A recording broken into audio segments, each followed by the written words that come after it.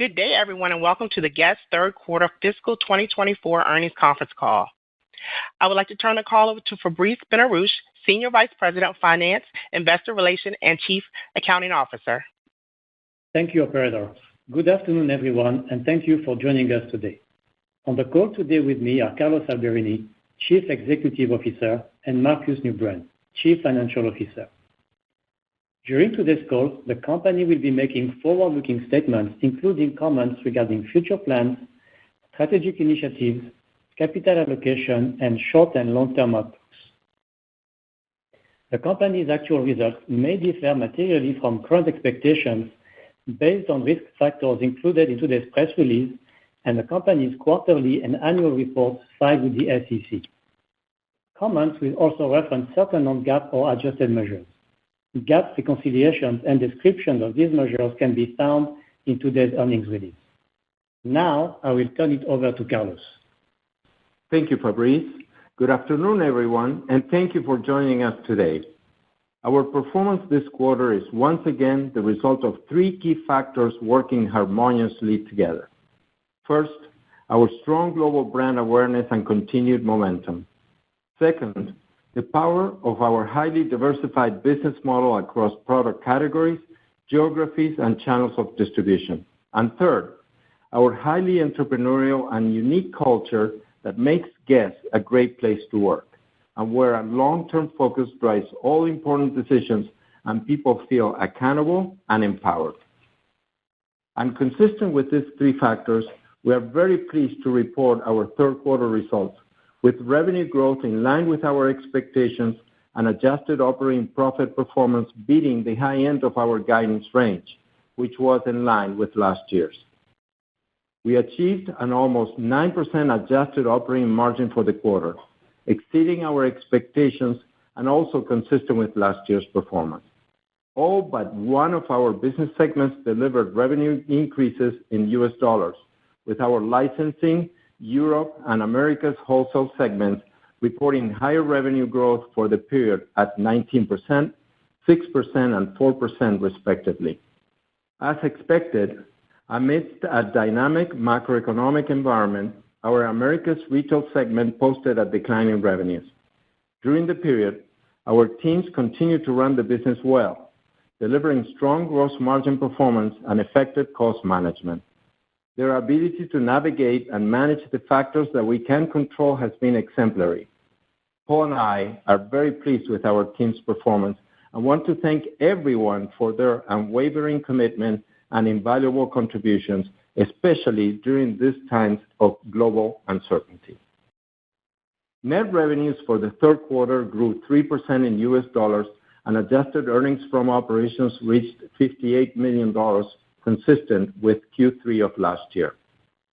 Briefly touching on segment results, our business in Europe delivered a revenue increase of 6%, with solid performance in our wholesale business, but a softer than expected direct-to-consumer comp growth, which posted an increase of 8%, primarily driven by growth in average unit retail value, partially offset by a deceleration of customer traffic into our stores from the second quarter trends. Our Europe segment reported a 2% decrease in operating earnings from last year. As expected, our Americas retail business segment posted a 7% decline in revenues due to slow customer traffic. However, with our team's effective cost management and improved gross margin performance, we are pleased to have delivered better than expected operating earnings. Our Americas wholesale business had a good quarter, reporting a better than planned revenue increase of 4% and an outstanding 29.1% operating margin. Operating earnings for this segment grew by 57% versus last year's Q3, well ahead of our expectations, powered by strong gross margin performance and cost leveraging. Our Asia business reported a 2% increase in revenues and posted a profit in the period, better than expected, and benefited from improved performance in China and Hong Kong. And lastly, our licensing business delivered an exceptional quarter, with revenues increasing 19% in the period and operating profit growing by 24%, exceeding our expectations for both, partially impacted by a one-time adjustment. Best-performing product categories included fragrances, handbags, watches, eyewear, and footwear. Turning to product performance, in line with trends observed during the previous 2 quarters, we continue to see regional variations in our results. In Europe, we observed growth in sales across women's and men's apparel, Marciano, and accessories, with Marciano and accessories leading the way and expanding their contribution to our overall business. Notably, the best-performing product categories included knit tops, woven shirts, shorts, dresses, and men's activewear. It's worth noting that weather conditions played a significant role, with a warmer climate contributing to stronger sales of shorts and a dip in outerwear sales, despite promising initial sell-through rates for outerwear products in both genders. In the realm of accessories, women's handbags and men's bags, women's travel items, and small leather goods, belts, footwear, watches, and jewelry all showed strong performances. In our Americas retail business, we observed contractions in all major categories, including women's and men's apparel and accessories. This was primarily attributed to reduced customer traffic. However, we did see pockets of success with growth in shorts, sweaters, wovens and knit tops, activewear, men's pants, and children's apparel. Additionally, several denim products performed well, driven by new fashion styles such as straight-leg jeans, cargo silhouettes, jumpsuits, and overalls. Similar to Europe, the weather played a role in the product performance during the quarter. In accessories, handbags remained a driving force and delivered a solid quarter. Across the Asian market, we continue to see strong performance in accessories, followed by men's and women's apparel. In accessories, women's handbags, watches, small leather goods, and men's belts led the charge. Among apparel categories, women's and men's sweaters, skirts, and shorts achieved strong performance. Our children's apparel segment also performed well during the period. During the 3rd quarter, we benefited from Paul's efforts and our investments in advertising and marketing, including our recent campaign with Georgina Rodriguez as the face of GES and Marciano for fall 2023. All the products modeled by Georgina had strong sell-through.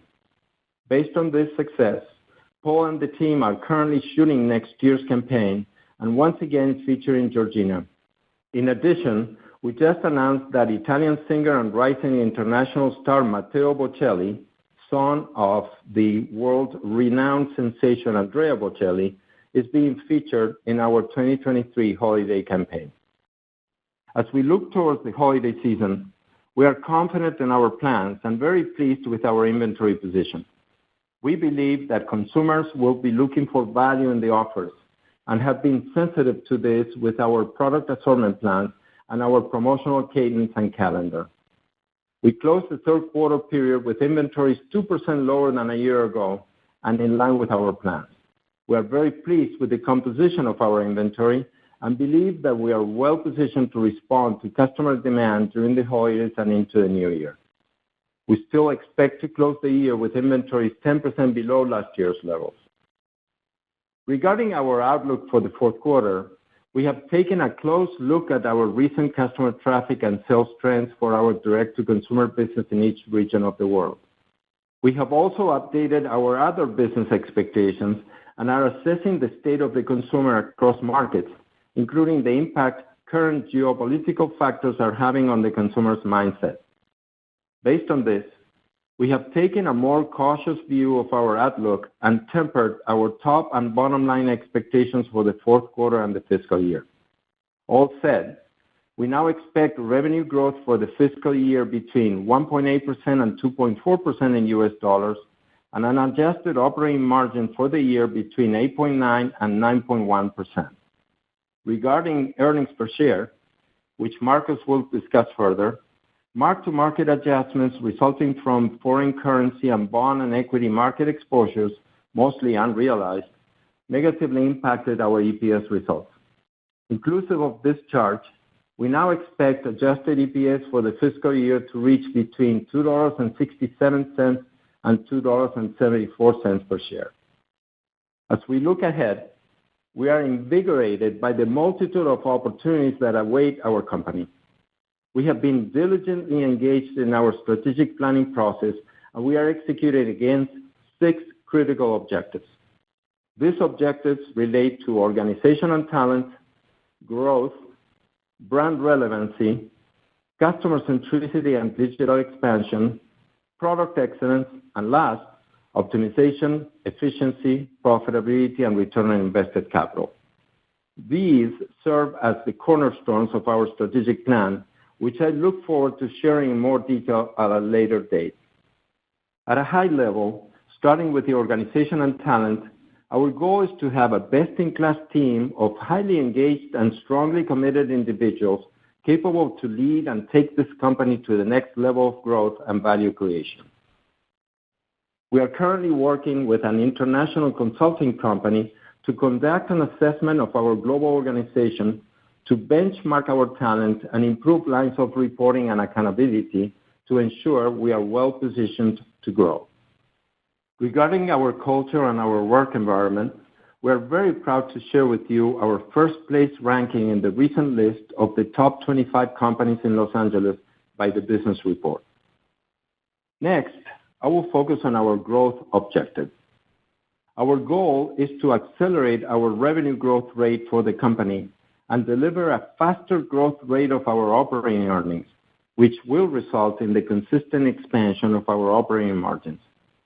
In a previous call, I mentioned the opportunity to internalize businesses that are being licensed, such as the current license that we have with G3 for the design, development, and distribution of dresses and outerwear in North America. These businesses represented $50 million per year at wholesale, and we are now in the process of transitioning them to our internal organization. Our teams have already developed the product for both categories and have presented the collections to our wholesale customers at market recently. While it is early in the cycle, customers reacted well to the assortments, and we are optimistic about the potential of this change to drive both top and bottom line growth. Building on our growth opportunities, I'm very excited to share with you today the expansion of our brand portfolio with the launch of our new GES Jeans brand. With GES Jeans, we will be addressing the casual business head-on, and while the brand is targeting the younger Gen Z and millennial audience, the assortment is truly for everyone, multi-generational. Nicolai Marciano is leading this expansion, and we are very excited with this opportunity. As you well know, during the last few years, we executed a significant elevation of our GES brand. As a result of this transformation, we created great separation between our current, very sophisticated, more dressy assortment and the more casual product assortment that was part of our brand's DNA since the inception of GES in the world of denim. We now see tremendous opportunity in this casual lifestyle space, and we plan to reclaim our denim legacy with the launch of the new brand in 2024, focused on product innovation, a present-day mindset centered around sustainable manufacturing, and supported by a robust celebrity marketing strategy embodying the American West Coast denim brand. The plan will also include a new visual identity and the unveiling of a new retail concept. We expect to capture a wide audience with the GES Jeans offering, primarily the men's customer. The new brand is poised to establish a new benchmark in denim practices and innovation, reaffirming our dominance and our roots in the denim category. The brand will be distributed globally in the wholesale market and through the company's direct-to-consumer channels in company's own stores and websites. Price points are very competitive, and the product quality and design capitalize on our rich archives, which contain over 40 years of amazing design, styling, and creativity. My last point on growth relates to a new project that we're working on in China. We have engaged a Chinese consulting company called Sunqi, based in Shanghai. This firm has significant capabilities in design, merchandising, and managing retail and e-commerce businesses. They also have strong relationships in the entertainment and celebrity networks. They have helped many brands succeed in the local marketplace and are developing a plan to help us achieve continued success. We are excited about the opportunities here and plan to begin execution of this plan in the new year. The GES brand is well known in China, and we believe we have a good chance to expand our business there and improve profitability. The next objective that I'd like to address today is optimization, efficiency, profitability, and return on invested capital. We are really proud of our accomplishments to date on this front. During the last few years, we used our capital efficiently and rewarded shareholders handsomely with significant share repurchases and generous dividends. We almost doubled our operating margins, and we achieved significant improvements in return on invested capital. Nevertheless, we see significant opportunities for further optimization and profitability growth. We strongly believe that the use of technology and innovation can unlock significant value creation across the businesses. In the last few years, we have implemented several new applications to improve data analysis and decision-making. The new applications focus on customer analytics, primarily the Salesforce solution called Customer 360, inventory planning, allocation, and store transfers, and we are now in the process of implementing a new PLM system called Centric 8 and a new markdown optimization solution, both of which should be completed by next year. I am confident that our success in managing inventories well through the very challenging times that we faced due to the pandemic and supply chain disruptions was driven by great teams that were enabled with these new tools. Last, to support our strategic planning process, we have been working together with a consulting firm to analyze, assess, and make recommendations regarding every aspect of our business based on data analytics and peer industry benchmarking. This work should be finalized by February of 2024 and will help inform our long-term plan development. As we have previously mentioned, we anticipate sharing our strategic plan at an Investor Day event, which we now plan to schedule in the upcoming year. As I close my remarks today, I want to share with you why I believe that GES is in a very special time of its history and at an inflection point of its development. Our GES brand and company are celebrating 42 years of business success and a history of global growth. Today, we see a unique list of accomplishments built over the years. We have built brand awareness all over the world. Our internal teams and licensee partners have developed amazing, relevant products that represent an entire lifestyle our customers love and embrace. We have created a distribution network which combines different channels that optimize distribution models by market with local organizations to support each business. We assembled an efficient infrastructure that services and supports each area of our business, including design, product development, sourcing and distribution, image production and marketing, and many more functions. We have built a strong capital structure that has capacity to grow, deliver high returns on invested capital, and create significant shareholder value. And lastly, we have a world-class global team of leaders and associates that have done a fantastic job getting the business here, and looking ahead, can meaningfully contribute to its further expansion and profitability growth. What we have at GES today is an incredible platform that up to now has only serviced one brand and model. The opportunity is clear. This platform can power a bigger business, one that can better generate margin expansion, synergistic growth, and significant value creation over time. Our recent initiatives, including the internalization of existing licenses and the launch of GES Jeans to target the young consumer, are good examples of growth that leverage our infrastructure. I want to take a moment to acknowledge that these exciting opportunities build upon the strong foundation that was established over 42 years ago when GES was created. It was then when the four Marciano brothers came to the U.S. from France to pursue their own American dream. That dream has been converted into a legacy, and Paul continues to carry the torch every day with his unwavering commitment, passion, vision, and leadership.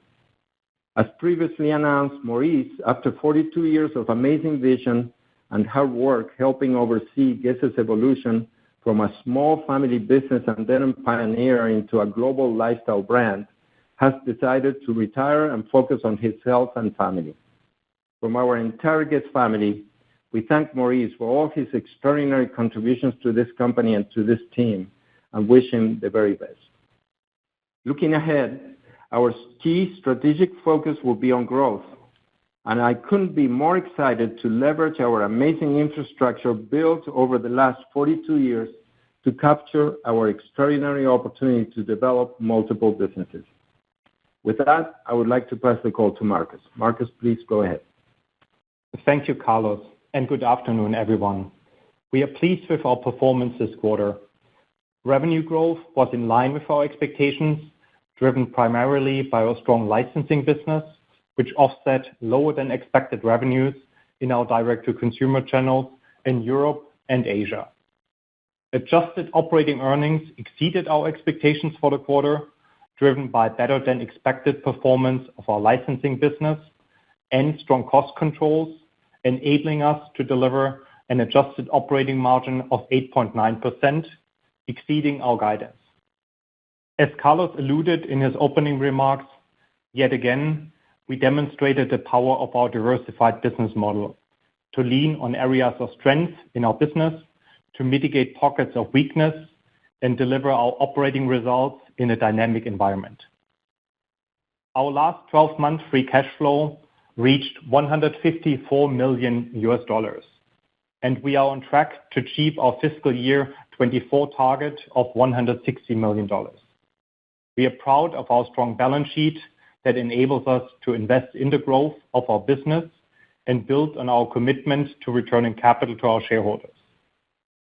With this discipline, we entered the holiday season with clean and healthy inventories. Let me take you through our third quarter results in more detail. Total company revenues in the third quarter were $651 million, an increase of 3% in US dollars from last year's third quarter and 1% in constant currency, which reflects the strong growth performance from our Europe and licensing segments. Turning to our segment performance, starting with Europe. In the third quarter, strong retail comparable sales drove our continued European business growth, with revenues increasing 6% in US dollars and 5% in constant currency. Third quarter retail comps, including e-commerce, increased 7% in constant currency. However, we did observe a deceleration in traffic into our stores and our website. As a result, our omni-comp growth decelerated from 11% in the second quarter to 7% in the third quarter. Our stores delivered an 8% constant currency comp increase in Q3, driven by continued strong AUR growth, more than offsetting a modest conversion decline. As in the past few quarters, Turkey's hyperinflation had a meaningful impact on the comps, and excluding Turkey, that comp increase would have been 6%. In European wholesale, our revenues increased 1% in constant currency. The operating margin in our European business decreased by 90 basis points to 10.3%. Currency headwinds and higher expenses were partially offset by higher initial markups and strong comp sales. In Americas Retail, revenues decreased 7% in US dollars and 8% in constant currency. North American retail comps, including e-commerce, declined 5% in constant currency. As Carlos shared, traffic remains under pressure in our North American stores, and our store comps decreased 6% in constant currency in the quarter. The decrease was driven by the US stores, while our stores in Canada achieved a low single-digit store comp increase in the quarter. We anticipate these underlying trends will continue throughout the fourth quarter. Our US and Canada e-com business performance was flat compared to Q3 of last year, with a higher average order value offsetting lower traffic to our website. Americas Retail posted a 5.3% operating margin compared to a 6.9% operating margin a year earlier. The 160 basis points decrease in operating margin was mainly driven by unfavorable impact from lower revenues and higher expenses, partially offset by a higher IMU. In American Wholesale, revenues increased by 4% in US dollars and decreased 1% in constant currency. Higher shipments in Mexico were offset by lower deliveries in the US and Canada. Operating margin reached 29.1%, a meaningful improvement of 9.9 points from Q3 of last year, mainly driven by improved product margins. In Asia, revenue grew 2% in US dollars and remained flat in constant currency. Retail comps, including e-commerce for the region, decreased 9% in constant currency, mainly offset by growth in net new stores in Korea. Operating margin improved 100 basis points to 1%, driven by the performance of these new stores and partially offset by higher expenses. We are very pleased with the progress in the first 3 quarters of fiscal 2024, as we improved the earnings from operations by $11 million, from negative $7 million to positive $4 million, mainly driven by Korea and Greater China.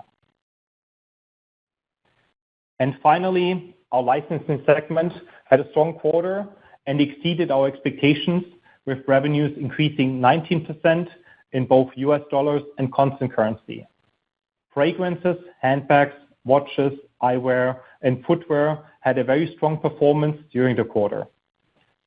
Excluding a positive one-time adjustment in the third quarter, our licensed business increased revenues in the low teens. Segment operating margin was 93.1%, and operating profit increased by 24%. Total company gross margin was 44.7% in Q3, an improvement of 220 basis points from last year.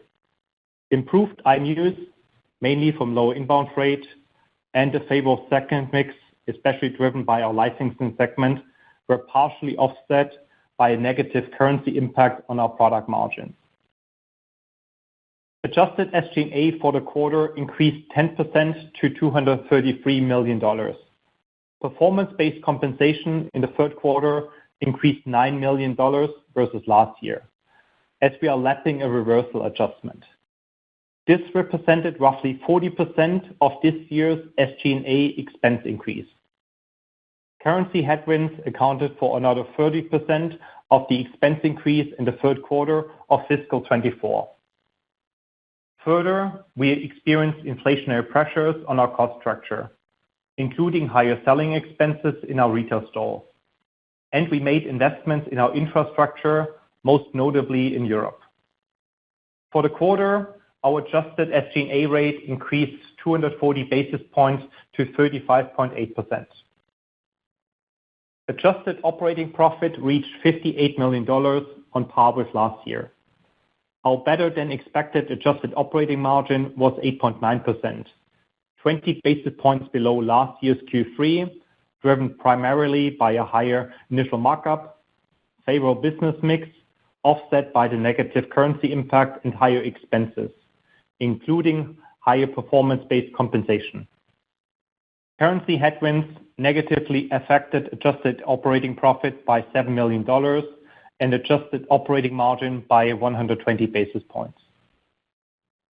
In the quarter, we recorded non-operating net charges of $11 million. These charges, most of which are unrealized, relate to the revaluation of certain of our foreign subsidiaries' net assets and liabilities into US dollars, and the net charges to mark our deferred compensation plan and SERP plan assets to market. and we recorded an adjusted effective tax rate of 31%. The adjusted tax rate excludes a discrete tax benefit of $31 million, which is recorded in our GAAP results related primarily to our Swiss subsidiary. Adjusted Q3 diluted earnings per share was 49 cents compared to 44 cents of earnings per share in last year's third quarter. Excluding the negative impact of the non-operating net charges of $11 million, our earnings per share would be close to the high end of our Q3 EPS guidance. Moving to the balance sheet. We ended the quarter with $244 million in cash, compared to $174 million a year ago. The most significant drivers of that $70 million cash build over the last 4 quarters include $154 million of free cash flow, offset by $59 million in dividends and $16 million lower borrowings on our credit facilities. We ended the quarter with a total of $315 million of borrowing capacity on our various global facilities, so roughly $560 million of available liquidity. We continued managing our inventories well. We ended the quarter with $562 million, down 2% in US dollars and 4% in constant currency versus last year. Overall, we are very pleased with our inventory composition and forward orders and feel we are well positioned to support our business during the holiday season and beyond. Our receivables were $341 million, a 7% increase versus last year's $390 million. On a constant currency basis, receivables increased by 3%. For the first 3 quarters, capital expenditures were $52 million, mainly driven by investments in store remodels and technology. This compared to $72 million in the same period last year. In the first 3 quarters, we consumed $16 million of free cash flow, an improvement of $82 million compared with the cash consumption of $98 million for the same period last year. The improved free cash flow resulted from favorable changes in working capital, including a substantial reduction in inventories and lower capital expenditures. Turning now to our outlook for the rest of the year. As we assess the fourth quarter, we do expect some of the softening consumer trends prevalent in the third quarter to continue into the fourth. Looking ahead, our outlook is based on our best assessment of the current geopolitical backdrop, as well as the overall macroeconomic environment. This includes inflationary pressures and other consumer spending-related headwinds and foreign currency volatility, among others. In Europe, while we do expect to continue to see productivity improvements in our stores in the fourth quarter, we are planning the business with lower traffic trends to both our stores and websites similar to Q3. Our European wholesale order book for the Spring/Summer 24 collection is roughly flat in constant currencies. In North America, also in our direct-to-consumer businesses, our traffic headwinds persist. We are taking a more cautious view on our sales expectations for the fourth quarter. Therefore, for the fourth quarter, we expect revenues will increase in the range of 4% to 6%, both in US dollars and in constant currency. This includes the benefit of the fourth quarter's extra week, which we estimate to be about $30 million. For the fourth quarter, we expect adjusted operating margins to expand to range between 14.1% and 14.4%, up from 13.1% last year, as higher product margins, fueled mainly by lower freight costs, will be partially offset by higher expenses supporting our revenue growth. For the fourth quarter, we expect adjusted earnings per share in the range of $1.53 to $1.60. For the full year, we expect revenues will grow in the range between 1.8% and 2.4%, both in US dollars and in constant currency. We expect adjusted operating margin between 8.9% and 9.1%, with a higher expense rate more than offsetting expanded gross margin. For the full year, we expect adjusted earnings per share in the range of $2.67 and $2.74. And with that, we can now open the call up for questions. Thank you. Ladies and gentlemen, if you'd like to ask a question, please press star 11 on your telephone. Again, if you would like to ask a question, please press star 11. One moment for our first question.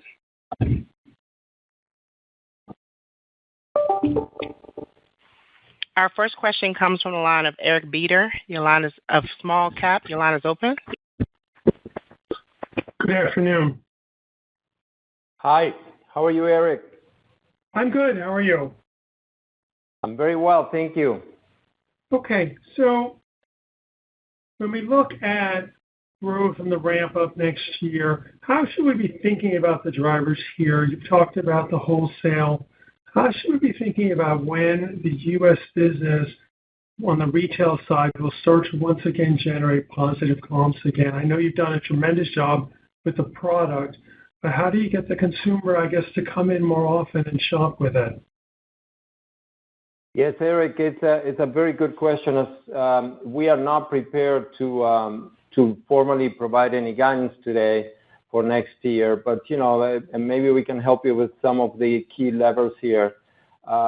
Just as I mentioned during my prepared remarks, we are working on our strategic plan, and we are focusing on those 6 key strategic objectives. I don't think we need to repeat those, but one of those is growth. And we are looking at this with a very keen focus on the many opportunities that we have to really bring growth into the organization. And of course, the 2 examples that I mentioned are going to impact next year.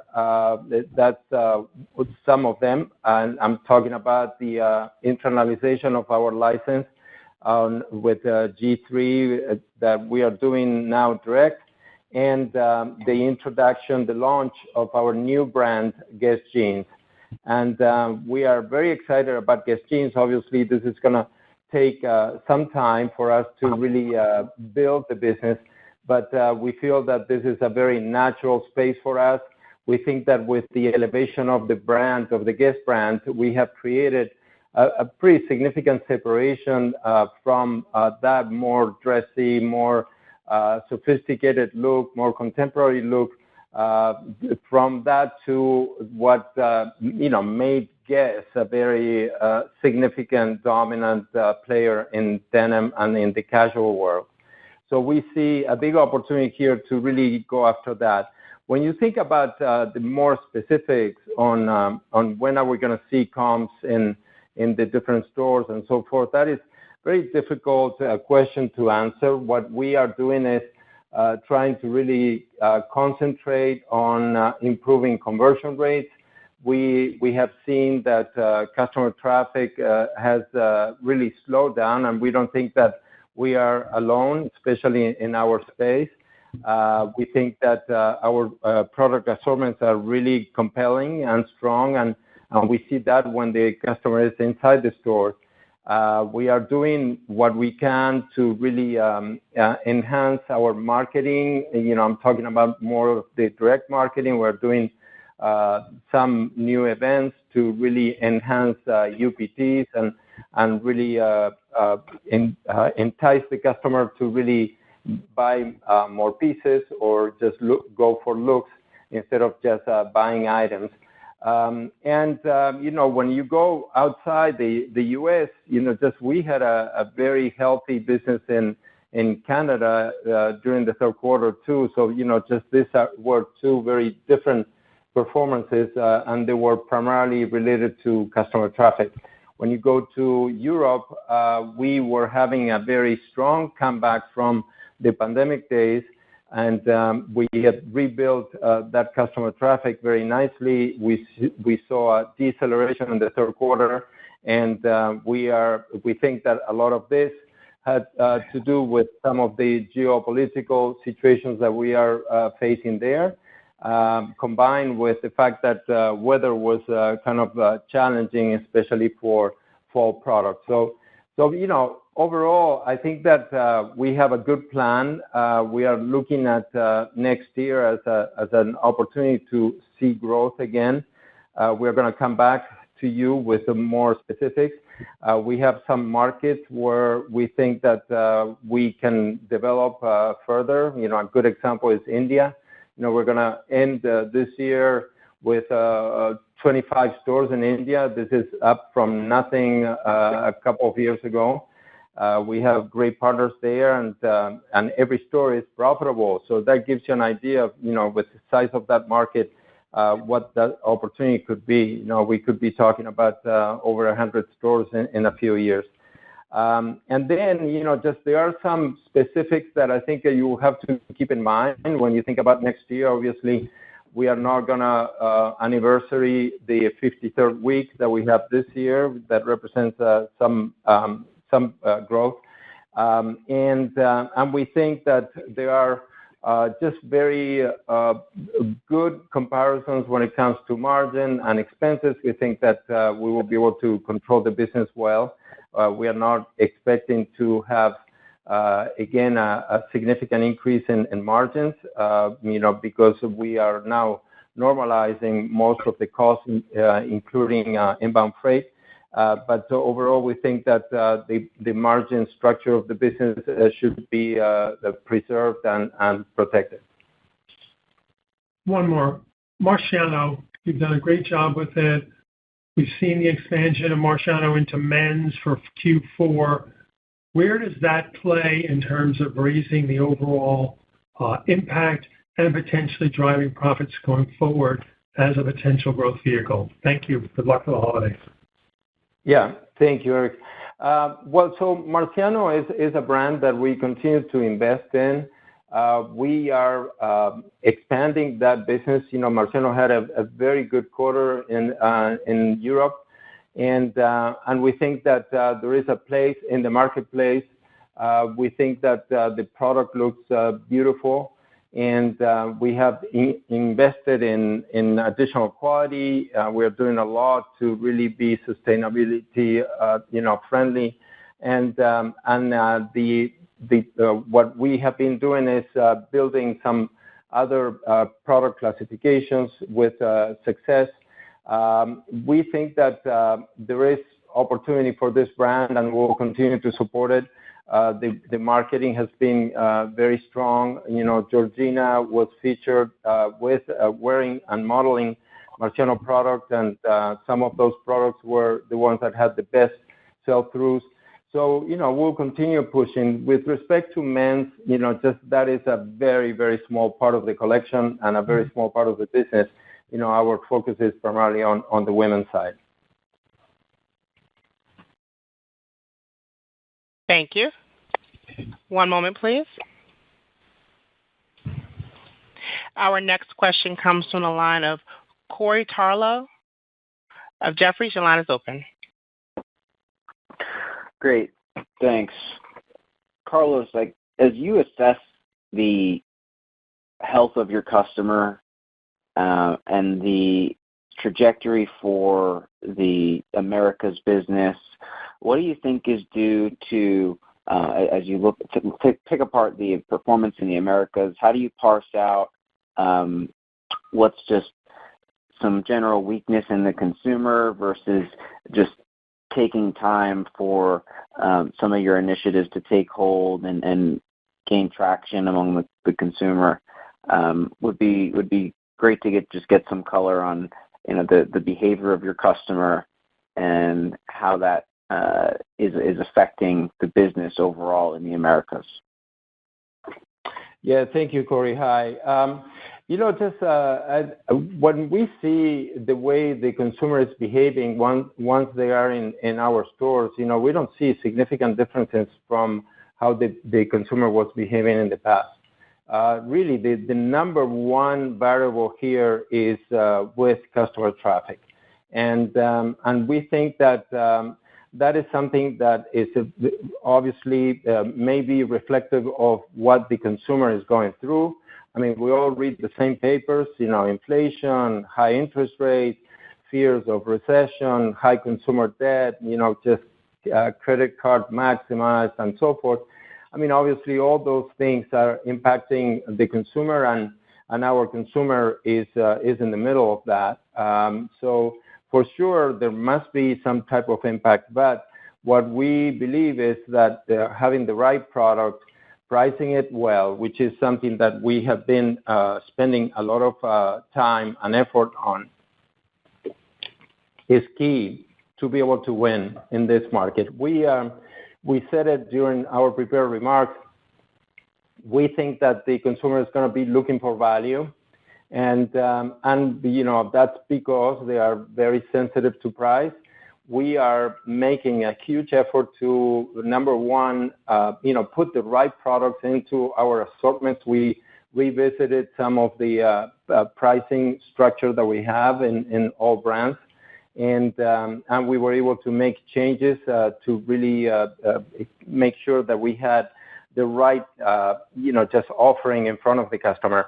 But in addition to that, to having the right product at the right price, it's important that we are careful with how much we buy, and in order not to create excess inventory. I think that this is something that we pride ourselves on, for now many years. I think we have done a good job in managing inventories, and the key was to not buy in excess, and just also really monitoring how the competition is performing and how aggressive they are.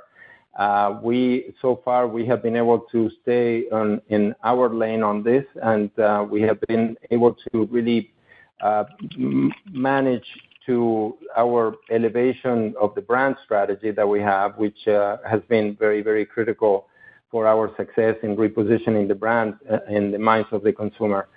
It's very difficult to really try to anticipate where the customer is going to be, just a few months from now. I mean, there is a lot of uncertainty, and this is one of the main reasons why we have been more cautious in the way we looked at our outlook for fourth quarter. We will give more color when we are ready to provide guidance for next year. But our plan has been, and our strategy has been to continue to really watch how the consumer is responding and navigating through the current times, and then acting accordingly, in terms of how we position our business plans. Hi, Corey. This is Marcus. Adding to what Carlos just explained for Americas Retail, what we've seen in the third quarter, as shared, Canada performed better than the U.S. I think we've been up, with positive store comps, low single digits. I think as shared for U.S., traffic was the key, driver for the negative store comps. In addition, to share, what we've seen now in our more tourist stores, we've seen a relatively better performance compared to our non-tourist ones. And adding to what Carlos also just said, and if you look at our inventories, we are down 2% in US dollars, 4% in constant currency. If you look at the regional breakdown, we've been down in the Americas and in Europe. Then also just confirming, then also in line with our plans, as Carlos shared, and we are on track also to end the year with 10% lower inventories compared to last year. Lower. Yes, lower. That's great. And then just shifting gears a little bit, the gross margin performance has been very, very strong. Is there a way to parse out for us within that gross margin line what you believe is sustainable going forward, and maybe qualitatively some of the puts and takes that are associated with the gross margin as we look ahead? Yeah, Corey, I'm just going to make a very general statement here, but, I think that, we saw a lot change in our margin structure during the last few years, and some of it were things that we drove, just the elevation of the brand being one of them, just being very, very disciplined with the way we were buying inventory. Another one, increases in prices. Well, they were pretty significant when you compare our average unit retail today to what they were pre-pandemic. I mean, you're talking about, increases over 20%. And that has been kind of like a very big catalyst for margin expansion in our business.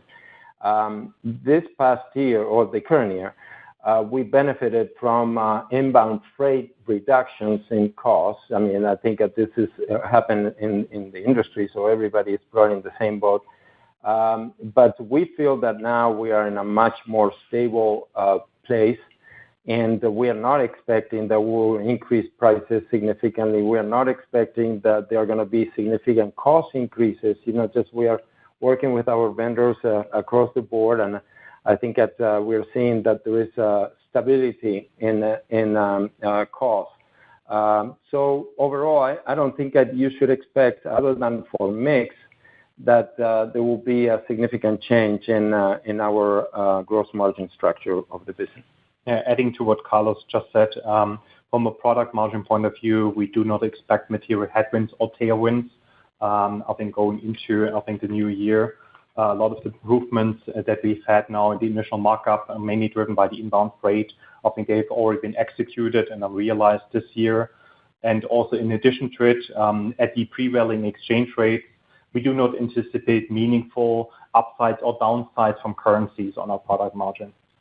And I would add one more thing, just I talk quite a bit about our platform and the opportunities to really do a lot more with the infrastructure that we have. We have a phenomenal sourcing and production team and set of vendors.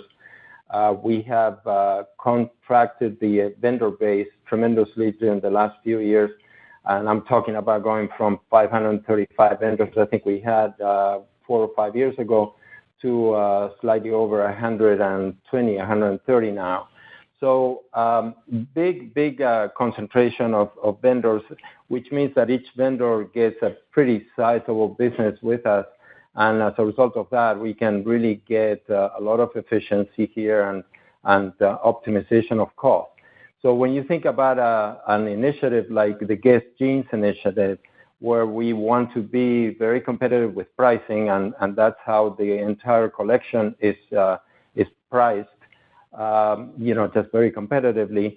But in spite of that, we have been able to really lock in a very attractive initial markup as a result of the sourcing of this product. So, when you think about even the new ideas and the new initiatives, we think that we can continue to protect a great margin for our business. And then when you think about some of the growth that we are experiencing, like licensing, as you know, that licensing business generates an operating margin in excess of 90%. So the more we grow that, the more margin expansion we can see for the overall company.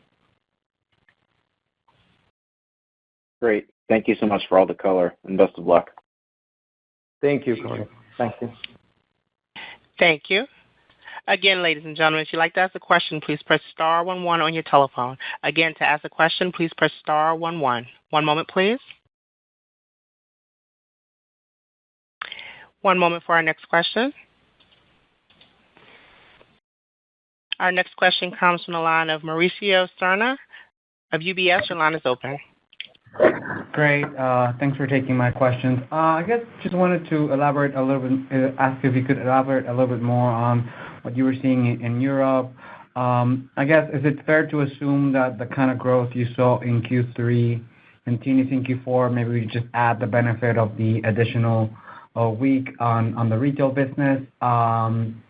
And kind of curious overall, like in Europe and Americas, what are you hearing from the wholesale partners, especially just interested in hearing more about the sequential improvement in Americas? And then lastly, on the Q4 margin guidance, I think it implies 100 basis points, roughly 100 to 130 basis points margin expansion. Just wondering, if I look at what happened in Q3 and try to think about Q4, is that margin expansion more related to stronger gross margin expansion or moderation in the SG&A dollar growth? Just a bit more help bridging that would be very helpful. Thank you. Okay, so let me start, and then I'm gonna ask Marcus to jump in here. But just you talked about Europe. Just we have a huge business in Europe, as you all know, and we have had a great record of good performance there. As I mentioned before, just that consumer and the customer traffic was pretty solid, and we were seeing very nice positive comp traffic for many months, many quarters actually. And now what we saw in the third quarter is that things decelerated. We don't know exactly to which degree this is a more significant or permanent change.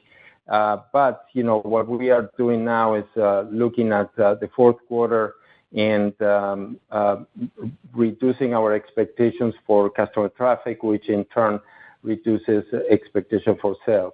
We see that AURs are still seeing a tailwind, and we saw that in the third quarter in a significant way. But we see that this tailwind is somewhat tempered from the first half of the year in terms of the trends that we're seeing. We think that Europe is still healthy for the brand. We don't know exactly what's happening with other brands. We see that our customers at wholesale continue to be very interested in the brand, and if anything, they are buying more, those customers that are investing in it. And we think that is a very healthy move. We have been shipping pretty much in line with the schedule, so we are not seeing that those customers are canceling any of the orders. Just the attitude has been very, very healthy and strong.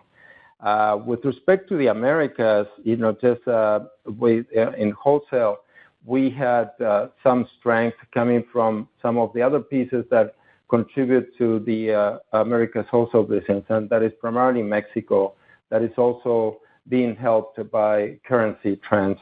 So, the business there has been very strong for us, and across the board, I think that the brand is having a very strong momentum, and that is impacting how we do business both at direct to consumer, but also at wholesale, and we have some very strong partners there. And with respect to what we see here in the U.S., the business has been pretty much in line with what we saw before, consistent. Department stores, especially our customers at wholesale, have been very careful with the way they are ordering inventory and buying and receiving those products. And as a result, just we are trying to be very careful in the way we manage our side of that equation to make sure that we are not left with excess inventory. The good thing is that I think our supply chain has become more dynamic. So in some cases, even if we don't have concrete orders from those customers, we have the opportunity to really reposition inventory or orders to be able to respond to their demand if that demand had not been pre-planned. And we have been doing good business using this type of business model. And then, just our business in Canada is relatively small at wholesale, but we're doing okay there. And we feel that, just we can continue to deliver a very nice margin. You saw the operating margin of that business this quarter was really extraordinary. and we think that we have a margin structure that can allow us to continue to deliver that kind of returns. So we are very happy with that. So, Marcus, do you want to question regarding the operating margin in the fourth quarter? We expect 14.1% to 14.4%, roughly up 100 basis points compared to last year. The main drivers for the improvement are the initial markup. I think as we expect to continue from low inbound freights, I think with your assumption, you were right. Clearly, the impact of the 53rd week, I think, is another positive on the fourth quarter. Expense growth, I think, will moderate. I think that's also, and in addition, currency will still be a negative impact on the fourth quarter operating margin. Great. Thanks so much, and good luck. Thank you, Mauricio. Thank you. One moment, please. Our next question comes from the line of Jeff Lick of B. Riley. Your line is open. Good morning, gentlemen, or good afternoon, gentlemen. How are you? Very well, thank you. How are you, Jeff? Great. So if I just look at your Q4 guidance as relative to the implied Q4 guidance you went into this quarter with, it looks like it's sales are down. You took sales down 2%, operating margin down 9%. I'm just curious if you might want to highlight where is the place where you are seeing that variance come from the most, and then maybe this is for Marcus. I'm just curious, given that you reversed bonus accruals, is there a level now where you could actually reverse it back, meaning that it would be difficult not to hit your Q4 operating guidance because there's almost like a shock absorber with performance accruals? So, Jeff, let me just start, and then Marcus can address your question on the bonus. But I want to say that what we have done for the fourth quarter is primarily just mirroring some of the trends that we saw in the third quarter that were not in line with what we had originally expected when we provided guidance for the third quarter and the year. So it's primarily the impact that we saw in some of the business didn't perform as well, and it's primarily Europe. And within Europe, just our wholesale business did pretty much had a performance that was pretty much consistent with what we had anticipated. But our direct-to-consumer business was the one that slowed down. And this has two parts, our stores that were impacted by customer traffic slow deceleration, and also our e-commerce business, which was also impacted by traffic. And as a result, we ended up with a lower number than what we had anticipated on top line, which drove bottom line, just a reduction as well. That's all we have done. Just we took a look at that. We looked at how the month of November has been going, and we are seeing a similar type of behavior. And as a result of that, we brought those new expectations into the guidance. And of course, in the fourth quarter, additional volume has a major impact on profitability. So when you take some volume away, it's very difficult to really protect the flow-through because all that additional volume normally is very profitable compared to the base. So and that's why you see what may seem as a more significant drop in operating margin or in operating profit than the drop in sales. Regarding your question regarding let me start a bit broader with the SG&A development for the third quarter. Overall, we've been up 10% or $22 million in the third quarter compared to last year. If you look at there are two, I think, distinctive impacts that I also called out in the prepared remarks. One is the performance-based compensation that is $9 million higher compared to last year, as well as currency. I think is their tailwind on the revenues, but a headwind on the expenses. those two effects account for 70% of the expense decrease in the third quarter. If you look at the third quarter, and I was sharing this, we were lapping a reversal of the performance-based compensation adjustment from last year. As we were trending in the third quarter of last year, we were trending below, I think, then also the targets also for the full year. There was a reversal in those performance-based compensation adjustments that we are now lapping. And I think that's where now, in comparison, I think with Q3 of this year compared to last year, there's $9 million swing. Yeah, but so your question is, can you reverse that? The key issue here is that the company is performing in line with expectations and target plans. So as a result, we're doing for the accounting what needs to be done. Just assuming that we deliver on the numbers that we have share with you. Just that would mean that the company would meet its financial targets, and as a result, the bonus will be paid. Yeah, the point of the question was if for some reason revenue was well below what you guided, it would seem like that operating income would not go down at least for the first tranche of that miss, maybe as much. Yeah, no.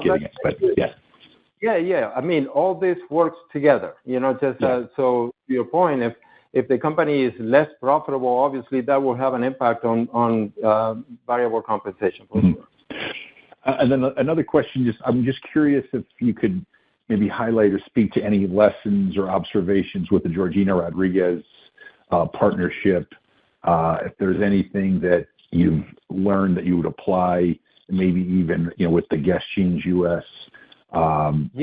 Doing social influencing there with someone in the U.S. I think you did make reference to celebrity marketing. I'm just kind of curious what you're learning there, given your heritage of successfully using collaborators and spokesmodels.